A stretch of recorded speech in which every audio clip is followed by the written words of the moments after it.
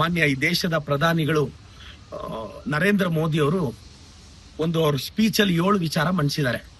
ಚಿನ್ನ ಖರೀದಿಸಬೇಡಿ ಅಂದ್ರು, ಚಿನ್ನ ರೇಟ್ ಜಾಸ್ತಿ ಆಗೋಯ್ತು. ಡೀಸೆಲ್ ಪೆಟ್ರೋಲು ಕಡಿಮೆ ಬಳಸಿ ಅಂದ್ರು. ಅವರೇನೋ ದೇವೇಂದ್ರ ಫಡ್ನಾಸಿ ಅವರು ಸೈಕಲ್ ಅಲ್ಲಿ ಹೋದ್ರು. ಒಂದೇ ದಿನ ಇವತ್ತಾಗ್ಲೇ ಕಾರಲ್ಲಿ ಹೋಗಿದ್ದಾರೆ. ಬೆಳಗ್ಗೆಯಿಂದ ನಾನು ನೋಡ್ತಾ ಇದ್ದೀನಿ. ಇವತ್ತು ದೇವೇಂದ್ರ ಫಡ್ನವೀಸ್ ಅವರು ಸೈಕಲ್ ಅಲ್ಲಿ ಹೋಗ್ತಾರ, ಕಾರಲ್ಲಿ ಹೋಗ್ತಾರ. ಆಗ್ಲೇ ಕಾರು, ಆಗ್ಲೇ ಎಸ್ಕಾರ್ಟ್. ನಿನ್ನೆ ಶೋ ಆಫ್ ಫೋಟೋಗೋಸ್ಕರ ಫೋಟೋ ಶೂಟ್ಗೆ ಹೋದ್ರು. ಈಗ ಹೇಳ್ತಾ ಇದಾರೆ ಅವರು ಅಡುಗೆ ಎಣ್ಣೆಯನ್ನ ಕಡಿಮೆ ಬಳಸಿ ಅಂತಿದ್ದಾರೆ. ಅತಿ ಶೀಘ್ರದಲ್ಲಿ ಅಡುಗೆ ಎಣ್ಣೆ ಕಾಸ್ಟ್ ಜಾಸ್ತಿ ಆಗುತ್ತೆ. ನ್ಯಾಚುರಲ್ ಫಾರ್ಮಿಂಗ್ ಅಂತಿದ್ದಾರೆ. ಏನ್ ನ್ಯಾಚುರಲ್ ಫಾರ್ಮಿಂಗ್ ಅಂದ್ರೆ ಫರ್ಟಿಲೈಸರ್ಸ್ ನ, ಯೂರಿಯಾನ, ಡೈ ಅಮೋನಿಯಂ ಫಾಸ್ಫೇಟ್ ನ, ಪೊಟ್ಯಾಷಿಯಂ ಅಂದ್ರೆ ಪೊಟ್ಯಾಶ್ ನ ಕಡಿಮೆ ಬಳಸೋದು. ಯಾಕೆ ಗೊತ್ತಾ ಸರ್?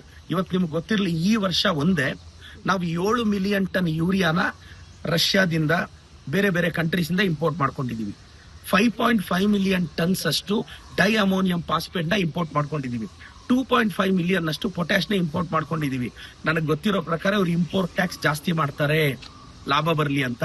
ಅವಾಗ ರೇಟ್ ಜಾಸ್ತಿ ಆಗುತ್ತೆ, ಇವ್ರ ಸಬ್ಸಿಡಿ ಕಾಸ್ಟ್ ಜಾಸ್ತಿ ಆಗೋಗುತ್ತೆ. ಆಗ ರೈತರ ಹೊಟ್ಟೆ ಮೇಲೆ ಹೊಡೆಯೋದಕ್ಕೆ ಕೇಂದ್ರ ಸರ್ಕಾರ ರೆಡಿ ಆಗಿದೆ. ನೋಡಿ ಯಜಮಾನ್ರೆ, ಎಲ್ಲ ರೈತರಿಗೆ ಹೇಳ್ತೀನಿ, ಫರ್ಟಿಲೈಸರ್ಸ್ ಬೆಳೆ ಅತಿ ಶೀಘ್ರದಲ್ಲೇ ಅದ್ರ ಬೆಲೆ ನೀವು ರೈಸ್ ಮಾಡ್ತಾರೆ. ಎಲ್ಲ ಕರ್ನಾಟಕದ ಗೃಹಿಣಿಯರು, ಅಕ್ಕ ನಾವ್ 2,2 ಸಾವಿರ ಕೊಡ್ತಿದೀವಿ, ಈಗ ಇಂದಿರಾ ಕಿಟ್ ಕೊಡ್ತಾ ಇದೀವಿ ನಾವು. ಇವ್ರೇನ್ ಮಾಡ್ತಾ ಇದಾರೆ? ಅಡುಗೆ ಎಣ್ಣೆಯ ಕಾಸ್ಟ್ ಜಾಸ್ತಿ ಮಾಡ್ತಿದ್ದಾರೆ. ಅಕ್ಕ ಇದನ್ನೆಲ್ಲ ನೀವು ಮನಸ್ಸಲ್ಲಿ ಇಟ್ಕೋಬೇಕು. ನಿಮ್ ಪರವಾಗಿ ನಮ್ ಕಾಂಗ್ರೆಸ್ ಸರ್ಕಾರ ಇರೋದು. ನಿಮ್ ಪರವಾಗಿ ಪ್ರತಿ ಗೃಹಿಣಿಯ ಯೋಗಕ್ಷೇಮವನ್ನ ಅವ್ರು ಚೆನ್ನಾಗಿರ್ಬೇಕು ಅಂತ ಬಯಸೋದು ನಮ್ ಸರ್ಕಾರ. ಆದ್ರೆ ಅವ್ರು ಪ್ರತಿಯೊಂದು ಕಾಸ್ಟ್ ರೈಸ್ ಮಾಡ್ತಾ ಇದ್ದಾರೆ. ಮೋದಿ ಅವ್ರು ಹೇಳ್ತಾರೆ, ನರೇಂದ್ರ ಮೋದಿ ಅವ್ರು ಇನ್ನೂ ಮಾತಾಡ್ತಾ ಚಿನ್ನ ಖರೀದಿಸ್ಬೇಡಿ, ಇದು ಖರೀದಿಸ್ಬೇಡಿ ಅಂತಾರೆ. 5 ಎಲೆಕ್ಷನ್ ಮುಗಿಯೋರ್ಗು ಸುಮ್ಮನೆ ಇದ್ದು ಇವಾಗ ಏನ್ ಸರ್ ಇದಾಟ? ಜನ ವಿರೋಧಿ ನೀತಿ ತಾನೆ. ಜನ ವಿರೋಧಿ ನೀತಿ, ಕಾಮನ್ ಮ್ಯಾನ್ ಹೊಟ್ಟೆ ಮೇಲೆ ಹೊಡಿತಾ ಇದಾರೆ. ಒಂದ್ ನೀಟ್ ಎಕ್ಸಾಮ್ ನಡೆಸೋ ಯೋಗ್ಯತೆ ಇಲ್ಲ. ನೋಡಿ, ಒಬ್ಬರೇನಾದ್ರೂ ಬಿಜೆಪಿ ಅವರು ಇಶ್ಯೂಸ್ ಮೇಲೆ ಮಾತಾಡ್ತಿದಾರ? ಹಿಜಾಬ್ ಇಟ್ಕೊಂಡಿದ್ದಾರೆ. ಯಾಕ್ರಿ ಮುಸ್ಲಿಂ ಧರ್ಮದವ್ರ ಬಗ್ಗೆ ನಿಮ್ಗೆ ಅಷ್ಟು ಕೋಪ? ಯಾಕೆ ಅಶೋಕಣ್ಣ? ಯಾಕೆ ಯತ್ನಾಳ್ ಸಾಹೇಬ್ರೆ? ಯತ್ನಾಳ್ ಸಾಹೇಬ್ರೆ, ನಿಮ್ಗೆ ಏನೆಲ್ಲ ಓಪನ್ ಆಗಿದ್ಯೋ ಅದೆಲ್ಲ ಮುಚ್ಕೊಳ್ಳಿ ಯತ್ನಾಳ್ ಸಾಹೇಬ್ರೆ, ಆದ್ರೆ ನಿಮ್ ಬಾಯಿ ಮುಚ್ಕೊಳ್ಳಿ ಅಂತ 3 ದಿನದಿಂದ ನಮ್ಮ ಸಿಎಂ ಬಗ್ಗೆ, DCM ಬಗ್ಗೆ ಒಂದ್ ಹೇಳಿಕೆ ಕೊಟ್ರು. ಆ ಹೇಳಿಕೆನ ನಾನು ಖಂಡಿಸ್ತೀನಿ. ಯತ್ನಾಳ್ ಸಾಹೇಬ್ರೆ, ದಯವಿಟ್ಟು ಏನೆಲ್ಲ ಓಪನ್ ಆಗಿದ್ಯೋ ಅದೆಲ್ಲ ತಾವು ಕ್ಲೋಸ್ ಮಾಡ್ಕೊಂತೀರಾ. ಸಹಜವಾಗಿ ನಿಮಗ್ ಬಾಯಿ ಓಪನ್ ಆಗಿರುತ್ತೆ ಅಂತ ಬಯಸ್ತೀನಿ. ಏನೇನೋ ಮಾತಾಡಿದ್ದಾರೆ, ಅಂದ್ರೆ ಸಿದ್ದರಾಮಯ್ಯನವರು, DK ಶಿವಕುಮಾರ್ ಅವರು ಹಾಗೆ ಹೀಗೆ ಅಂತ ಯತ್ನಾಳ್ ಅವರು ಬಾಯಿಗೆ ಲಗಾಮಿಂದೆ ಮಾತಾಡಿದ್ದಾರೆ. ದಯವಿಟ್ಟು ಯತ್ನಾಳ್ ಸಾಹೇಬ್ರೆ, ನಿಮ್ಮ ಬಾಯನ್ನ, ನಾಲಿಗೆಯನ್ನ ಸಾಧ್ಯವಾದಷ್ಟು ಹಿಡಿತದಲ್ಲಿ ಇಟ್ಕೊಳ್ಳಿ. ಇವಾಗೇನೋ ಶಾಲ್ ಹಂಚ್ತಾರಂತೆ ಸರ್. ಬಿಜಾಪುರದಲ್ಲಿ ಬಡವ್ರ ಮಕ್ಳಿದ್ದಾರೆ ಸರ್, ಟೆಕ್ಸ್ಟ್ ಬುಕ್ಸ್ ಕೊಡಿ ಸರ್, ನೋಟ್ ಬುಕ್ ಕೊಡಿ ಸರ್, ಬಟ್ಟೆ ಕೊಡಿಸಿ ಸರ್. ನಿಮ್ ಶಾಲು ಯಾರಿಗ್ ಬೇಕು ಸರ್? ಬಡ ಮಕ್ಕಳಿಗೆ ಕೊಡಿಸಿ. ಬೇಡ ಸರ್, ಬ್ರಾಹ್ಮಣ ಬಡ ಸಮುದಾಯದ ಅರ್ಚಕರ ಮಕ್ಕಳು ಸ್ಟ್ರಗಲ್ ಅಲ್ಲಿ ಇದ್ದಾರೆ, ಅವ್ರಿಗೆ ಏನಾದ್ರೂ ಸಹಾಯ ಮಾಡಿ ಸರ್. ಸರ್, ನೀವೆಷ್ಟು ಸಹಾಯ ಮಾಡ್ತೀರೋ ಅದ್ರ ಡಬಲ್ ನಾನು ಸಹಾಯ ಮಾಡ್ತೀನಿ ಸರ್. ನೀಟ್ ಕ್ವಶನ್ ಪೇಪರ್ ನ ಲೀಕ್ ಮಾಡಿರೋ ವ್ಯಕ್ತಿ ಬಿಜೆಪಿಯ ಯುವ ಮೋರ್ಚಾದ ಸದಸ್ಯ, ರಾಜಸ್ಥಾನದ ಶಿಕ್ಷಣ ಮಂತ್ರಿ, ಬಿಜೆಪಿ ಸರ್ಕಾರದ ರಾಜಸ್ಥಾನದ ಶಿಕ್ಷಣ ಮಂತ್ರಿಯ ಆತ್ಮೀಯ. ಯುವ ಮೋರ್ಚಾದಲ್ಲಿ ಆತ ಗುರುತಿಸ್ಕೊಂಡಿದ್ದಾನೆ, ಅಂದ್ರೆ ಪಾರ್ಟಿ ಬೇರರಲ್ಲಿ ಇದ್ದಾನೆ. ಇವತ್ತು ಆಂಗ್ಲ ಚಾನೆಲ್ಸ್ ಅಲ್ಲಿ ಎಲ್ಲಾ ಕಡೆ ಆತನು ಬಹಳಷ್ಟು ಜನ ಬಿಜೆಪಿ ಅವ್ರ ಜೊತೆ ಕಾಂಟ್ಯಾಕ್ಟ್ ಇದ್ದಾನೆ. ಬಿಜೆಪಿ ಸಕ್ರಿಯ ಸದಸ್ಯ. ಇವತ್ತು ಬಿಜೆಪಿಯ ರಾಜಸ್ಥಾನದ ಎಜುಕೇಶನ್ ಮಿನಿಸ್ಟರ್ ಆತ್ಮೀಯ. ಅವ್ರ ಜೊತೆ ಕಾರಲ್ಲಿ ಟ್ರಾವೆಲ್ ಮಾಡೋದು ಎಲ್ಲಾ ಫೋಟೋಸ್ ಅವ್ನ ಪೇಜಲ್ಲಿ ಸಿಕ್ಕಿದೆ. ಇದನ್ನ ಅಫಿಷಿಯಲಿ ಇಂಗ್ಲಿಷ್ ಮೀಡಿಯಾದವರು ಬಹಿರಂಗ ಪಡಿಸಿದ್ದಾರೆ. ಸೊ ಇದರಿಂದ ಏನ್ ಅರ್ಥ ಆಗುತ್ತೆ? ಈ ಪೇಪರ್ ಸ್ಕ್ಯಾಮ್ ಇಂದ ಬಿಜೆಪಿ ಹೊಡಿತಾರೆ. ಈಗ ಯುವ ಮೋರ್ಚಾವನ್ ಇದಾನೆ ಅಂತ ಸಾಮಾಜಿಕ ಜಾಲತಾಣದಲ್ಲಿ ಓಡಾಡ್ತಿದೆ. ಇದರಿಂದ ಬಿಜೆಪಿಯವರ ಇಂಟಿಗ್ರಿಟಿ ಅರ್ಥ ಆಗುತ್ತೆ. ನಮ್ ತೇಜಸ್ವಿ ಸೂರ್ಯ ಅವರು ನಿನ್ನೆ ಜನಿವಾರದ ಬಗ್ಗೆ ಮಾತಾಡಿದ್ರು.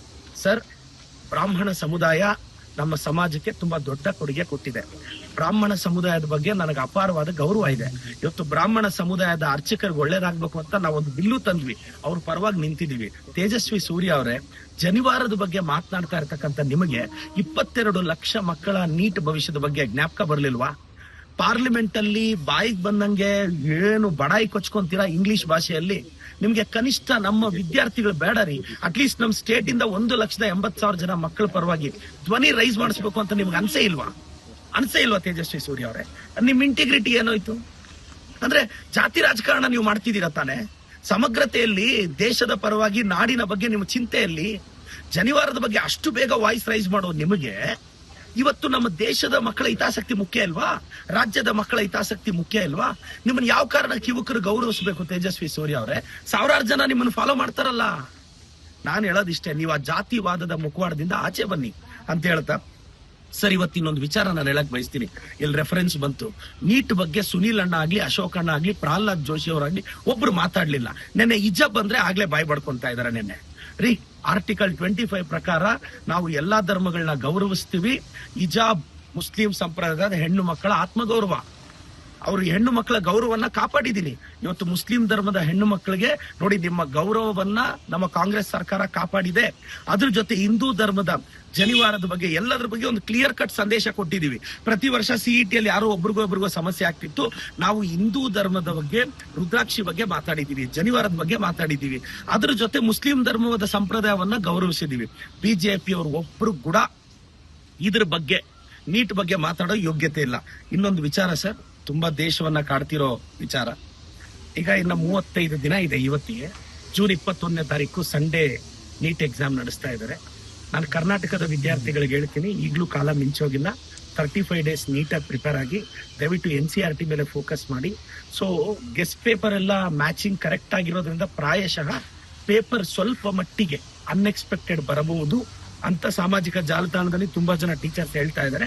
ಸೊ ದಯವಿಟ್ಟು NCERT ಅಲ್ಲಿ ಇನ್ಟೆಕ್ಸ್ಟ್ ಎಕ್ಸರ್ಸೈಸಸ್, ಸಮ್ಮರಿ ಮತ್ತೆ ಈ ಸೈಂಟಿಸ್ಟ್ಗಳ ಬಗ್ಗೆ, ವಿಶೇಷವಾಗಿ ಬಯಾಲಜಿನ NCERT ಲೈನ್ ಬೈ ಲೈನ್ ಓದಿ. ಖಂಡಿತವಾಗೂ ಒಳ್ಳೇದಾಗುತ್ತೆ. 35 ದಿನ ಸೀರಿಯಸ್ ಆಗಿ ಕನಿಷ್ಠ ಒಂದು 14-15 ತಾಸು ಓದಿದ್ರೆ ನೀಟ್ ಪರೀಕ್ಷೆ ಪಾಸ್ ಆಗುತ್ತೆ. ಕರ್ನಾಟಕದ ವಿದ್ಯಾರ್ಥಿಗಳಿಗೆ ರಿಕ್ವೆಸ್ಟ್ ಮಾಡ್ತೀನಿ, ದಯವಿಟ್ಟು ಸೀರಿಯಸ್ ಆಗಿ ಓದಿ. ಈಗ ಸರ್, ಅಶೋಕ್ ಅಣ್ಣ ಮೋದಿ ಅವ್ರಿಗಿಂತ ದೊಡ್ಡವರು. ಯಾಕೆಂದ್ರೆ ಅಶೋಕ್ ಅವ್ರಿಗೆ ಮೋದಿ ಅವ್ರಿಗಿಂತ ಒಳ್ಳೆ ಇಂಗ್ಲಿಷ್ ಬರುತ್ತೆ. ಅವರು ಮೋದಿ ಅವ್ರಿಗಿಂತ ಚೆನ್ನಾಗಿ ಇಂಗ್ಲಿಷ್ ಮಾತಾಡ್ತಾರೆ. ಮೋದಿ ಅವ್ರಿಗಿಂತ ಒಳ್ಳೆ ಅಡ್ಮಿನಿಸ್ಟ್ರೇಟರ್ ಅಶೋಕ್ ಅಣ್ಣ. ಆ ಕಾರಣಕ್ಕೆ ನೋಡಿ, ಮೋದಿ ಅವರು ಬೆಂಗಾವಲು ವಾಹನ ಕಡಿಮೆ ಮಾಡ್ಕೊಂಡ್ರು, ರಾಜ್ಯಪಾಲರು ಮಾಡ್ಕೊಂಡ್ರು. ಅಶೋಕ್ ಅಣ್ಣ ಅಂದ್ರೆ ಎಸ್, ಅಶೋಕ್ ಅಣ್ಣ ಸುಪ್ರೀಂ. ಅಶೋಕ್ ಅಣ್ಣ ನನಗೆ ಗೊತ್ತಿರೋ ಪ್ರಕಾರ ಅವರು ಈ ದೇಶದ ಮುಂದಿನ ಪ್ರಧಾನಿಗಳಾಗಬೇಕು ಅಂತ ಕನಸು ಕಾಣ್ತಾ ಇದಾರೆ. ಅದಕ್ಕೆ ಅವರು ವಿರೋಧ ಪಕ್ಷದ ನಾಯಕ ಸೀಟ್ ಅನ್ನ ಸುನೀಲ್ ಅವ್ರಿಗೆ ಬಿಟ್ಕೊಡ್ತಾ ಇದಾರೆ. ಸುನೀಲ್ ತಗೋಪ್ಪ, ನಾನು ಪ್ರಧಾನಿ ಆಗ್ತೀನಿ, ನೀನು ಕುತ್ಕೋಪ್ಪ ಅಂತ. ಇನ್ನು ವಿಜೇಂದ್ರ ಅವ್ರಿಗೂ ಅಷ್ಟೇ. ಪಾಪ ಅಲ್ಲಿ ಯತ್ನಾಳ್ ಅವರು, ವಿಜೇಂದ್ರ ಅವರು ಕಿತ್ತಾಡ್ತಿದ್ದಾರೆ. ಬಟ್ ಈ ಸಂದರ್ಭದಲ್ಲಿ ನಾನು ಇಬ್ರು ಹಿರಿಯರ್ನ, ಇವತ್ತು ನಮ್ಮ DK ಸಾಹೇಬ್ರು birthday, wish happy birthday DK sir, ನಿಮ್ಗೆ ಒಳ್ಳೇದಾಗ್ಬೇಕು.